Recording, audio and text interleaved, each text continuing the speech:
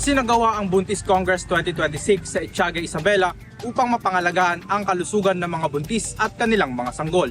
Tampok sa nasabing programa ang iba't ibang makabuluhang talakayan ukol sa reproductive, developmental at environmental health na layuning palawakin ang kaalaman ng mga ina sa tamang pangangalaga sa kanilang sarili at sa kanilang tinadala. Naging bahagi rin ng kasiyahan ng Search for Pretty Preggy 2026 na nagbigay saya, kumpiyansa at inspirasyon sa mga kalahok. Bilang karagdagang suporta, nag-uwi ang mga dumalong buntis ng iba't ibang kagamitan tulad ng baby kits, dental kits, DOH kits at mga regalong handog ng lokal na pamahalaan sa pangunguna ni Mayor Faustino Inodi. Binigyang din ni Mayor D ang kahalagahan ng first 1,000 days ng isang bata na anyay kritikal na sa yugto sa paghubog ng malusog na paglaki at pag-unlad. Tiniyak din ng lokal na pamahalaan ng Etiaga na patuloy ang suportang kanilang ibibigay para sa mga programa at serbisyong pangkalusugan para sa mga ina at sanggol. Para sa IFM News, ako si Idol Stanley Talatad.